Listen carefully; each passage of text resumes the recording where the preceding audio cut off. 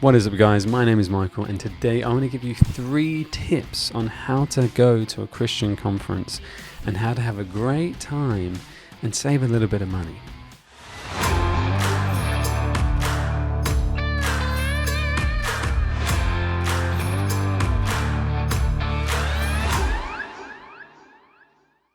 Hi, my name is Michael, also known as the Bearded Christian, and today I want to give you guys 3 tips on how to go to a Christian conference and have a fantastic time.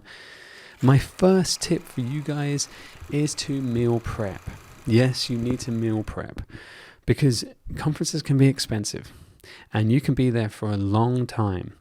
And if you don't meal prep, you can often end up buying lots of coffees, you can end up buying lots of meals out, lots of snacks, and it can get very expensive very quickly.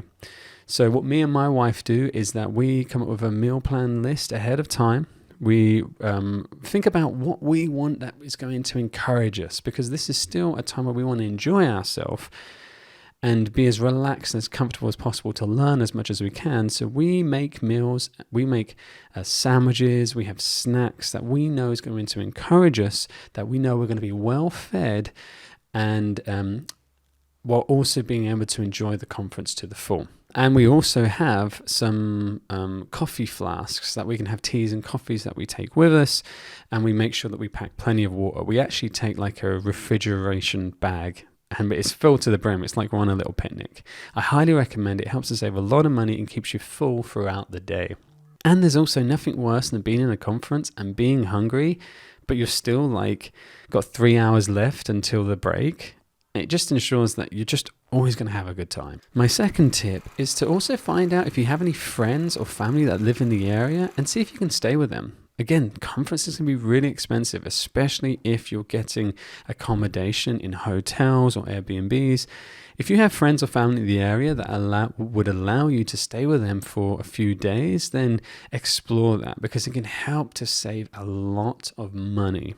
A third tip that I have is to always make sure you book off a day or 2 after the conference, just to unwind, just to connect with everything that you've gone through, everything you've learned, and to not just rush back into work, and then everything you've just learned is just going to go through your head, and you're not going to have real time to sit down and think, okay, what was God telling me through this conference? What did He want me to take away and to focus on and to grow from?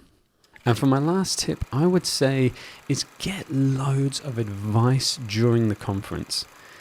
During the lessons itself, you're going to learn a lot, right? You're going to have a lot of preaching, you're going to have a lot of teaching, but it doesn't go one-to-one. Where I find I have learned the most in conferences is sometimes not even from the lessons itself, it's the conversations in between. After a lesson, you go and speak to someone and you say, hey, like, what did you connect to? And you're sharing. And that person might have something, and be open and honest. Say the things you've been struggling with. Say the things where you've been messing up. Like, hey, this year I've really struggled with this. And that person, God really works. And because God blesses humility. I've often found that I've bumped into just the perfect person who shares me a pearl of wisdom. And in that moment, don't just let it go and be like, wow, that's exactly what I needed to hear, and not write it down. Write it down. And this is where I come to my final bit of advice, is write everything down. Have everything written down, but even the conversations in between the conferences. And then at the end, on your days off, sit down and go through the notes. Go through the notes, just familiarize yourself and do a soap. Think, okay, how does what I've learned this conference apply to me? And what is a practical that I can go away and do for this year in serving God and being a good disciple?